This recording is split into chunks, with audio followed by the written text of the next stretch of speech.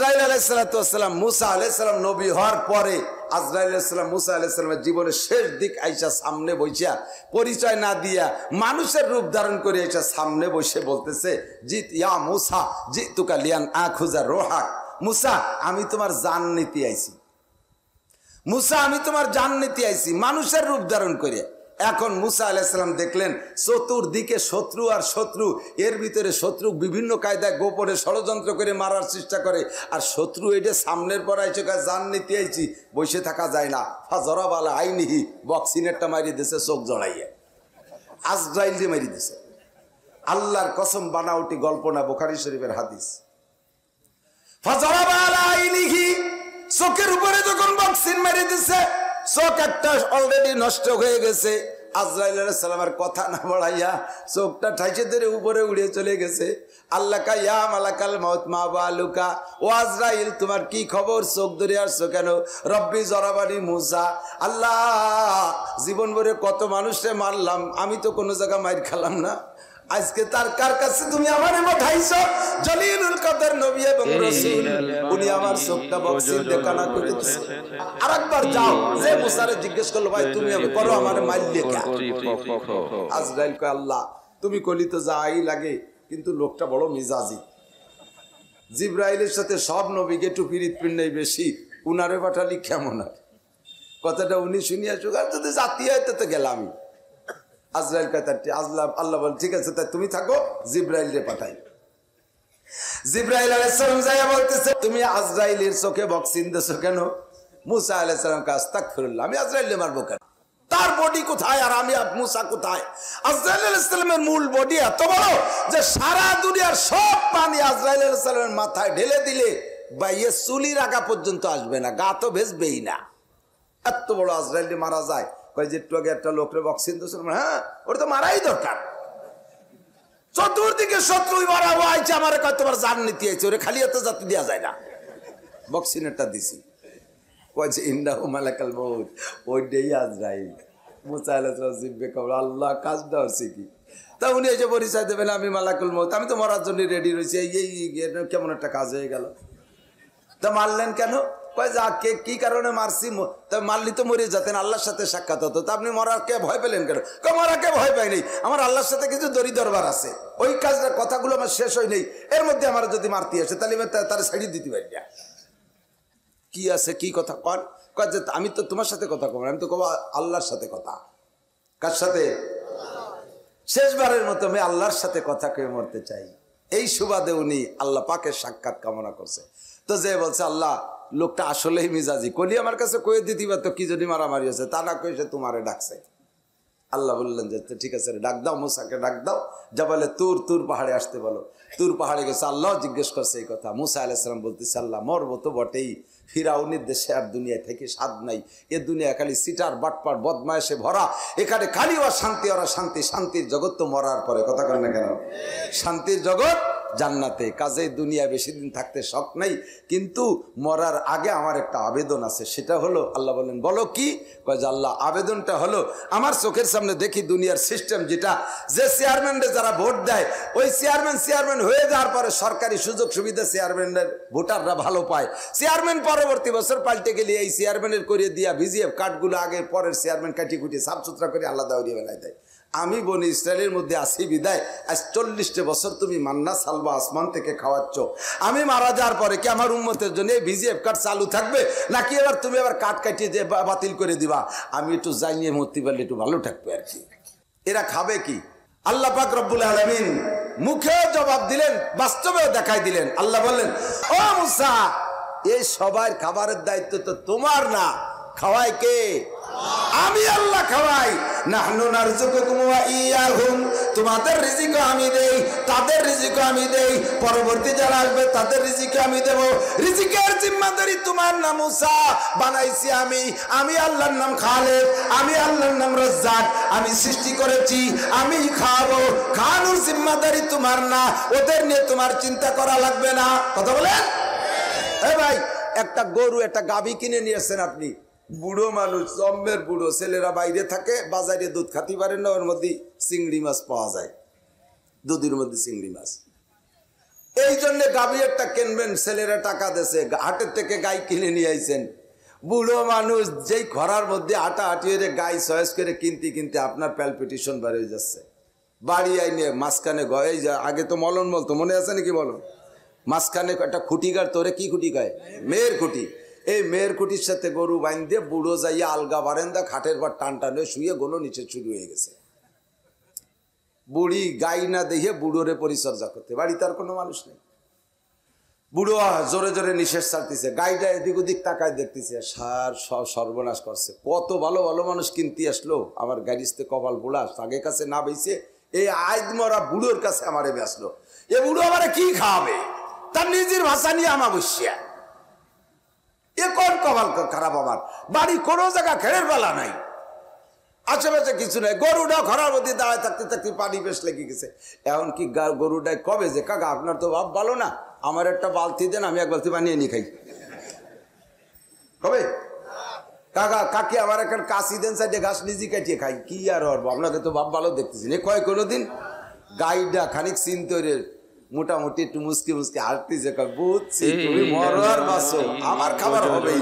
কারণ তুমি 2 কেজি সকালবেলা যদি দুধ আমার বাড়িতে দোয়াতে চাও, তাহলে আমার খাবার দিতেই হবে। আর তুমি আমারে কেনছো নিশ্চয়ই দুধের লোভে, আমারে দুধের লোভে কেনছো, তুমি মারো বাচ্চা আমার খাবার ব্যবস্থা করবে। আয় বুড়ো জাকি মারে কয় শুয়ে থাকলে আর কপালে দুধ হবে না, তাড়াতাড়ি বস্তা দাও আর কাশি দাও, গেরের বাড়িতে সাইডে কাটিয়ে আনি। আর তুমি তাড়াতাড়ি গাভীরে পানি দাও। ব্যবস্থা বাড়িওয়ালা করে না, গাভী নিজে করে। কতক্ষণ গাভীর খাবারের ব্যবস্থা গাভী নিজে করে না বাড়িওয়ালা করে? বাড়িওয়ালা করে। সেম কোয়ালিটি আমার আমি বানাই নেই, আমার ছেলে মেয়ে আমি বানাই নেই, দেশে কে? তাহলে আল্লাহ পাক রব্বুল আলামিন আমাকে দিয়ে আল্লাহ কি ঘুমাই থাকবে যে আমার বান্দারা না খেয়ে মারে, যে যাবে পারিস কামাই রেখা আমি দিতে পারবো না? আল্লাহ কয় নাহনু নারযুকুকুম ওয়া ইয়াহুম, তোদের সবার রুজি আমি দেব। পানি দরকার, ভাত দরকার, মাছ দরকার, ফল দরকার, যা কিছু দরকার, আমার নাম রব। আল্লাহর নাম কি? আমার যা কিছু দরকার সবই আল্লাহ দিবে।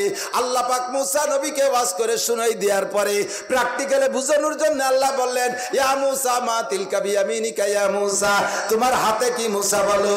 মুসা আলাইহিস সালাম বলেন কলা হিয়া সাই, আল্লাহ এটা তো আমার লাঠি। কি করে এ দিয়া?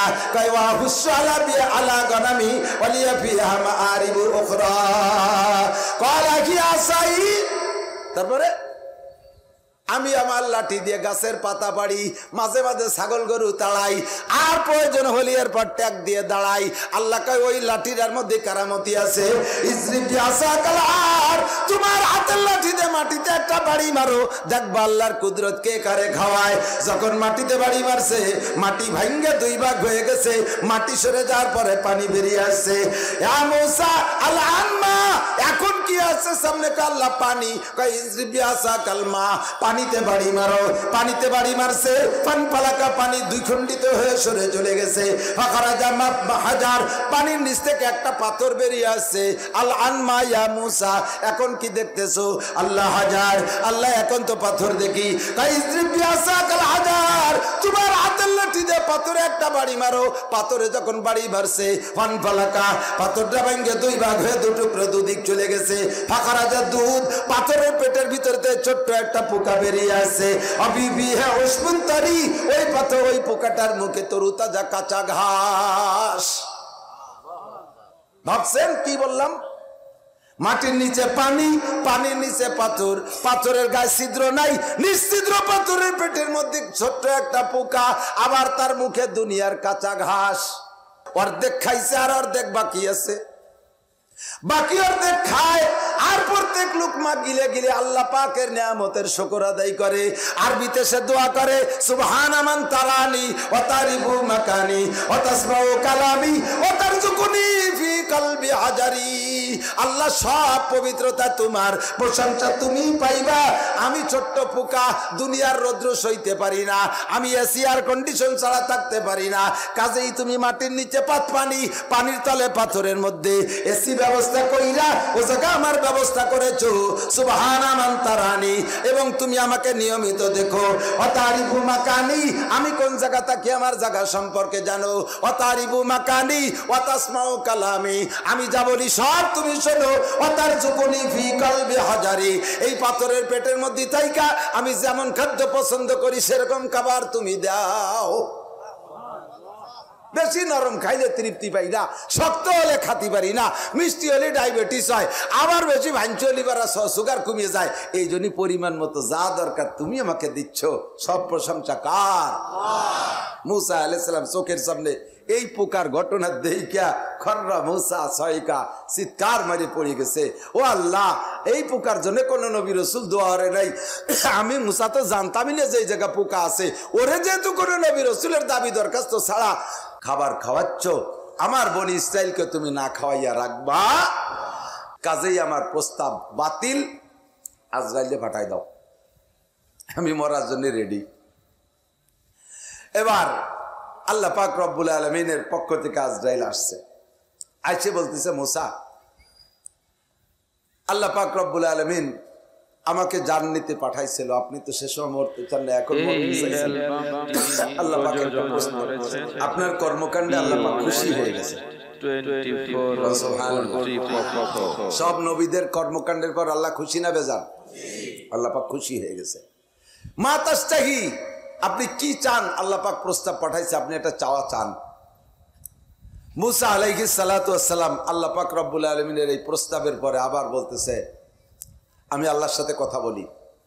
বলতেছে, আল্লাহ বলতেছেন, মুসা, একবারে চাবা, দুইবার চাইতে পারবা না। একটা চাইয়ে পাইলে পরে হচ্ছে ভালো একটা দেখে আবার তুমি এলোমেলো করবা যে আল্লাহ আগের ডানা পরের ডায়ে, সব হবে না। একবার চাবা, বলো কি চাও। মুসা আলাইহিস সালাম চিন্তার মধ্যে পড়ে গেছে, আল্লাহর কাছে কি চাবো, এসছে ভালো তো থাকতে পারে। খানিক চিনতে টিনতে কয় যে আল্লাহ পরে চাবানি, তুমি একটা কথার জবাব দাও আগে। কয় কও, কি কও? আল্লাহ, আমি যদি তোমার জায়গা হতাম আর তুমি যদি আমার জায়গা হইতে, আমি যদি আল্লাহ হইয়া তুমি মুসা হইতে, আর আমি যদি তুমি মুসারে এই প্রস্তাব দিতাম, তুমি কি চাইতে তাই কও, আমি তাই চাবো। আল্লাহ কয়, তোমার সাথে পাইনি উঠা বড় কঠিন, এত চালাক, তুমি এই চালাকি শেখছো কোন যাইতে? আল্লাহ তোমার সাথে কথা কই, আমি তো বলদদের সাথে কথা কই না। আল্লাহ সবচেয়ে চালাক না? ও দোস্ত, আল্লাহ বলেন যত চালাক আছে সব চালাকের সৃষ্টিকর্তা আমি আল্লাহ। কথা বলেন ঠিক? কত চালাকি করবি, সব চালাকের উপরে আমি আল্লাহ। মুসা কা আল্লাহ, আমি তো সর্বশ্রেষ্ঠ চালাকের সাথে গল্প করি, তাহলে বোকা হওয়ার কোনো প্রশ্নই আসে না। তুমি তাড়াতাড়ি কও, বেলা যাচ্ছে, রাত বাড়ি যাচ্ছে, তাড়াতাড়ি কও। কয় মুসা, আমি যদি মুসা হতাম আর তুমি যদি আল্লাহ হইতে আর আমার কাছে এই প্রস্তাব দিতে, তাহলে আমি তোমার কাছে সুস্থতার সাথে, পূর্ণ সুস্থতার সাথে লম্বা হায়াত চাইতাম। মুসা আলাইহিস সালামকে আল্লাহ, তাহলে এবার যার যার জায়গায় সেই যাই, আমি এবার মুসা হইয়া তোমার কাছেও সুস্থতার সাথে লম্বা হায়াত চাই। আল্লাহ বললেন, কত হায়াত চাও বলো? কয় আল্লাহ, তুমি কি পরিমাণ দেওয়ার জন্য প্রস্তুত আছো? কয় তোমার গায়ে যত লোম আছে প্রত্যেক এক একটা লোমের বিনিময়ে 100 বছর করে হায়াত দেওয়া হবে, তাতে যত দিন লাগে অতদিন। মুসা আলাইহিস সালাম বলে, আল্লাহ তারপরে কি হবে? কয় তারপরেও মরতে হবে, তারপরেও মরণ ছাড়া রেহাই নেই। কুল্লু নাফসিন যায়িকাতুল মাউত, সবাই মরা লাগবে কি লাগবে না? সব মরবে। মুসা কয় আল্লাহ, এত লম্বা হায়াতের পরেও যদি অবশেষে মরণই মরতে হয়, তাহলে এই নোংরা দুনিয়ায় অতদিন আমি থাকতে চাই না। আল্লাহ, যত তাড়াতাড়ি মরবো বন্ধুর সাথে দেখা হবে। দুনিয়ায় বসে গল্প করেছি, তোমার দেখা কোনোদিন পাই নাই, মরা ছাড়া তোমার সাথে দেখা হবে না। কাজে আবার অত হায়াতের দরকার নাই, আজরাইলকে পাঠিয়ে দাও। মুসা নবী আলাইহিস সালাতু ওয়াস সালাম, ওই জামানায় তার সবচাইতে বেয়াদব ছাত্রর নাম হলো ফেরাউন। তারে সোজা করার জন্য আল্লাহ পাক মুসা নবীর মতো উস্তাদ পাঠাইছে। কারুনের মতো বেয়াদব, হামানের মতো বেয়াদব ছাত্রকে সোজা করার জন্য যেমন উস্তাদের দরকার সেই রকম উস্তাদ মুসা, কিতাবও যেমনের দরকার সেই রকম কিতাবের নাম তাওরাত পাঠাইছেন। আস্তে আস্তে আস্তে আস্তে দাউদ নবীর সময় চলে আসতে ছাত্রদের প্রমোশন আরো বাড়ছে। এবার এরা বিশ্ববিদ্যালয়ের ছাত্র হয়ে গেছে। বন্ধুরে, বিশ্ববিদ্যালয়ের ছাত্রদের জন্য কলেজের বই দিলে হবে না, তাদের জন্য জাবুর কিতাব পাঠাইয়া আল্লাহ যোগ্য উস্তাদ দাউদ আলাইহিস সালামকে পাঠাইছেন। ওই কিতাব আস্তে আস্তে আস্তে আস্তে অবশেষে আইসা হযরত ঈসা আলাইহিস সালাতু ওয়াস সালাম পর্যন্ত আসতে ছাত্রদের যোগ্যতা আরো বাইরে গেছে। এবার দাও জবুর কিতাব পড়ে তারা তৃপ্তি পাবে না। আল্লাহ পাক উস্তাদ পাঠাইছে ঈসা আলাইহিস সালামকে, আর কিতাব পাঠাইছে ইনজিল কিতাব। পড়তে তালে থাকো, দেখতে থাকো, গবেষণা করতে থাকো, আমার কিতাব থেকে এলেম নাও। আস্তে আস্তে 570 বছর চলে গেছে ঈসা নবীর পরে। এই জামানায় আইসা এবার ছাত্ররা সাইড নিয়ে লেখাপড়া শুরু করছে। কেউ সায়েন্স পড়ে, কেউ মেডিকেল সায়েন্স পড়ে, কেউ কম্পিউটার সায়েন্স পড়ে। এই সায়েন্স পড়া যোগ্য বিজ্ঞ ছাত্রদের জন্য ঈসা নবীর ইনজিল কিতাবও যথেষ্ট না। এবার ঈসা নবীর মতো নবীও যথেষ্ট না।